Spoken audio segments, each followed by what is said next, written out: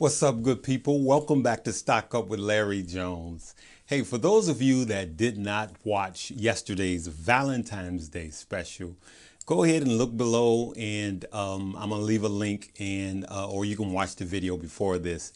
We just had a lot of fun. We talked a little bit about stock. Had a lot of fun. Thanks again for. I got to watch the video. Thanks for the shout out from Stock Mo, and there's a newer guy, Stock Curry. Thanks for the shout out. Check those guys out. But we want to get into some stock, and then we're going to talk from there. For those of you that are new, go ahead and hit the subscribe button and the notification bell. We're all about love here. We're all about everybody having a place at the table, because we're about no one going hungry and everybody eating, right? And so that's what this family is all about. I love and appreciate each and every one of you, okay? I'm going to talk about two stock in particular very briefly. One, let's cover SOS first. SOS. So I'm covering SOS and CCIV because I've had a lot of people asking about these two stock. And here's where I, quite frankly, here's where I am on SOS. I own some SOS. I bought some shares at in SOS, and then it dipped and I bought some more. So what about right now? I do believe, and I know that they have to work out some energy issues and some financial issues. I know all about that. I'm not going to do a deep dive, but I will tell you that I believe there's money to be made in this stock, SOS Limited. And so they are in AI and blockchain. They're a Bitcoin mining company, just like MARA and Riot, more so like MARA. So I remember October of last year, around October of last year, when MARA made the announcement that they were adding more Bitcoin mining machines to total about, I got it written down here, 23,560, right?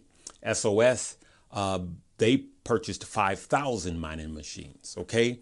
And so it was kind of the same thing. I see it setting up the exact same way.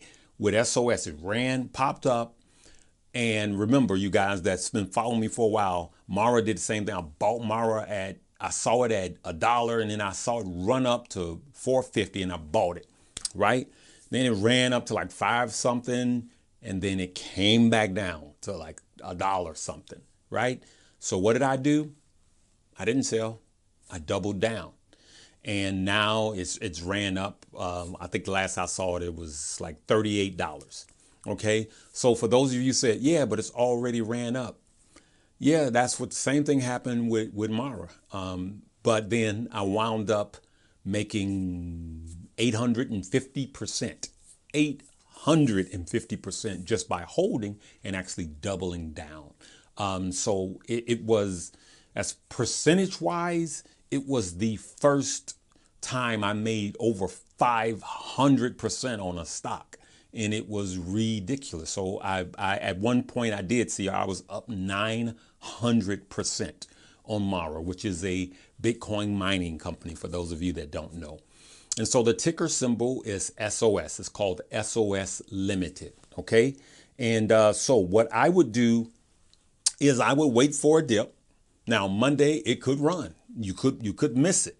And unfortunately, I don't have an exit price for it yet. But it is Bitcoin and it keeps running. Had I sold, there's about 5 different times I started to sell MARA and Riot. And every time I get ready to sell, what do we learn here? I do the opposite. I look at what's going on. Every time a new institution is accepting Bitcoin, I buy some more, and it just runs up. It's doing like Tesla. Just when you think it cannot run anymore, it runs even higher. So I'm going to make a bold prediction. I easily see this doubling from where it is now, SOS in the $7 range. I easily see it doubling, okay? And it could quadruple. And so now what I'm saying to you guys is that don't mean go and run and put all your money in there. They have some issues. I want you to read about the issues, okay? But it's something about this stock and the way it is. I'm looking, it's charting like MARA. There's room and money to be made in SOS. And so what I would do is dollar cost average in. And, if it holds its own Tuesday rather, then you might just get a little bit of it. And if it dips, that's when I'm going to really purchase more if it dips. So I'm going to buy the dips on SOS. Remember, I'm not your financial advisor. You should first do your own research and consult with your financial advisor, to which I am not. I'm Uncle Larry. All right. So let's move on to CCIV, Churchill Capital. What's going on with that soap opera? So here's what we do know. So far is not confirmed. We do know the risk involved that we could lose, more than 75% of our money, because it could drop down to $10, right? From where it is today. For those of you that's been in it, everybody's risk level is different. It all depends on where you bought it. Some people bought it high. Some people bought it at $24.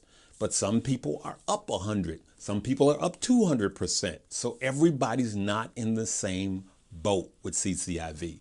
So you can't give one broad comment on the stock and say you should do this or do that, because everybody is different. The people that are up 100%, their risk level is not where yours is if you bought it at $24. And so that's what we got to understand about something like CCIV. Having said that, I carefully listen to both CEOs, right? And there's rules that they have to disclose. If there is a lot of improper information, that they have to say, no, this is not going to happen, right? So I listened to Churchill Capital's CEO, and he did not deny it.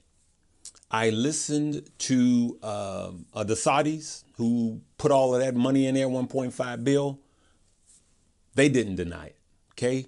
And they neither confirmed or deny it. Then I listened to Lucid Motors CEO, which is the smoothest talking brother I've ever heard. This brother talks, he like butter. I mean, the way he talks, man, it was like, this dude could sell you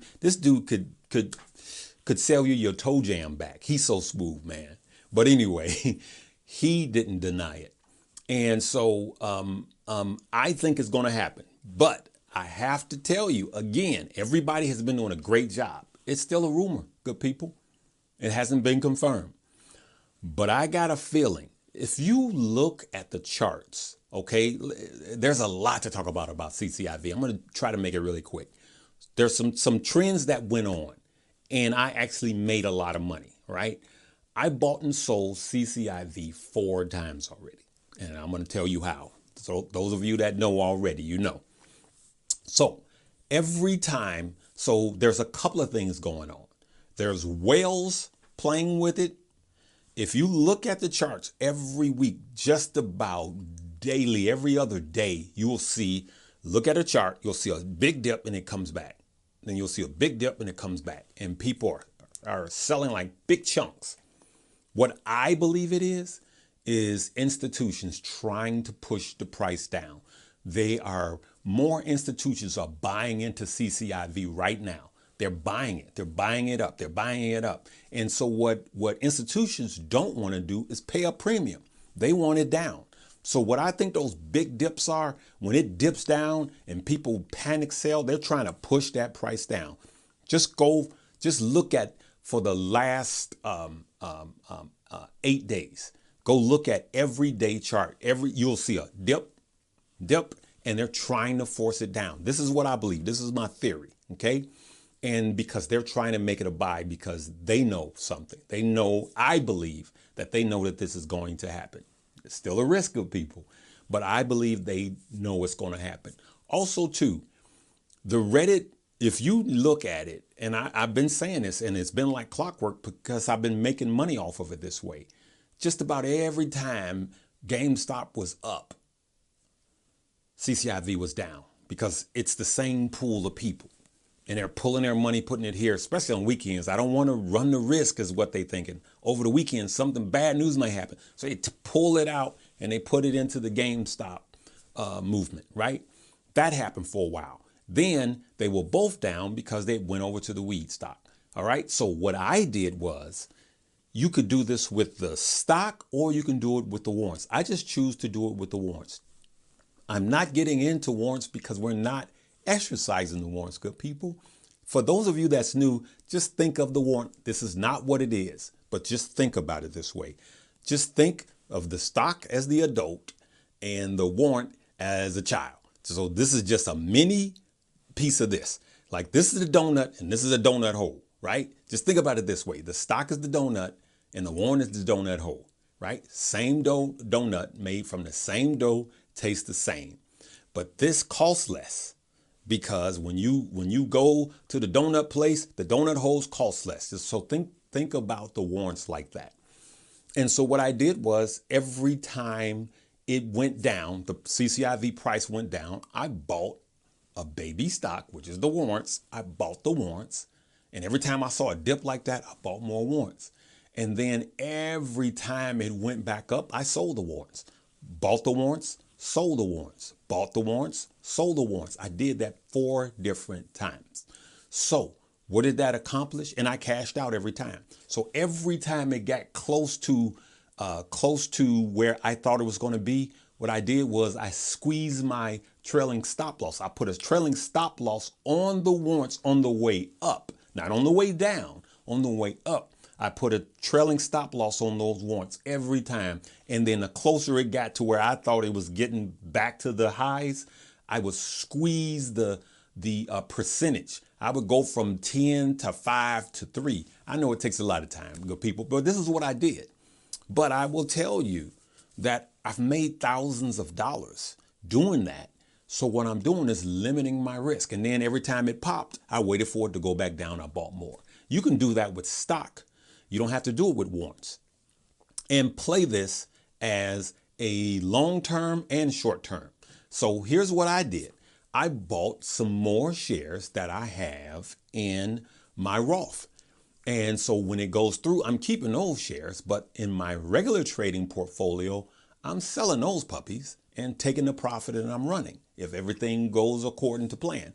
If not, you're going to hear something that sounds like a 14-year-old whimpering girl that's crying because her heart been broke. That would be me. Yep, that's going to be me, good people.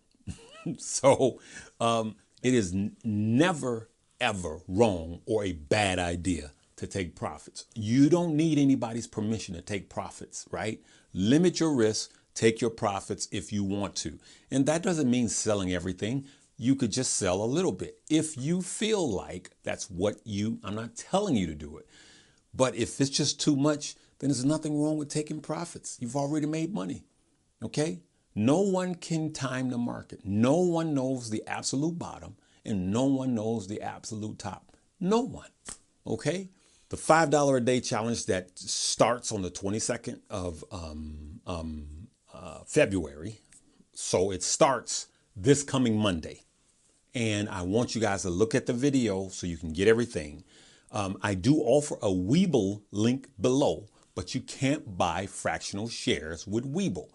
I always preach have more than one brokerage account. I have 3 and I'm thinking about 4, okay? But the 2 that I like the most is Webull, but I also have Fidelity. Fidelity, you can do fractional shares. So to participate in my $5 a day challenge, you need a brokerage account that does fractional shares. Fidelity does fractional shares. Robin the Hood does fractional shares. I'm gonna stop saying that after a while. It's okay to keep your Robin Hood, okay? They have fractional shares, and I believe SoFi has fractional shares also. The only reason why I haven't started offering them yet is they require $1,000 minimum. And I know a lot of you newbies can't afford. I want this to be entry level. And so that's why I'm not really pushing them. So if you have SoFi already, you can use it. Webull, you just need that as an app. I think it's a good teaching long-term tools, okay? And I'm going to make a video comparing Robinhood and Webull down the road. But Webull, you can fund it with $100, good people. Fidelity, $100. You can open up an account. Fidelity is a big boy account. And I always say have a phone-based app and a grown-up app. And that's not to say that these other ones aren't. But if you're thinking about retirement or anything like that, leaving stuff to your kids, anything like that, you need something like Fidelity. They have the tools there already, okay? And so I would say if you don't have anything that offers fractional shares, open you up a Fidelity account. If you go down into my link that says Investing for Beginners, you'll see my #1 video. It shows you how to open up a Fidelity account. Okay, we covered all of that. Another thing, if you see anything talking about a WhatsApp, leaving a phone number, or talking about talk to my broker, it's not me, it's spam. Please don't fall for it. It's spam. Do not give your information. Lastly, because yesterday was Valentine's Day, and there's a lot of single moms there. I'm through talking about stock. Those of you that know me, I like to be inspirational. There's a lot of single moms out there, right? And that single mom might be your mother. Your father might have passed away or whatever. I wrote and shot a music video, and I literally wrote the lyrics of this song for my mother, who's now passed. And the young man that's singing the song, Keon Gibson, for his mother, who was a single working mother. My mother was a stay-at-home mom that raised us and did a beautiful job. So I put both of our stories into this and wrote this song called Dear Mama, Tender Love. And so what I used to do for Valentine's Day is I would call my mom, get her flowers and a card. And I know this is late, but I want you guys to think about the single moms out there, and that might be your mother, and let's never let them feel left out. And then I was a single dad of 2 daughters.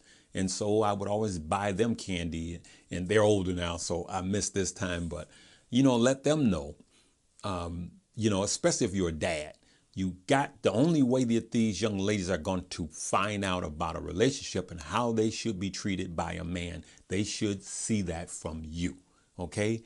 And so I want you guys to view this video and enjoy it. And please leave a comment there. And I know this is a lot of work, but if you want to come back here and leave a comment about that video, that would be appreciated. But I do want you, especially you ladies, I want you to view this video and just know that you are loved, you are valued, and you are never, ever secondary.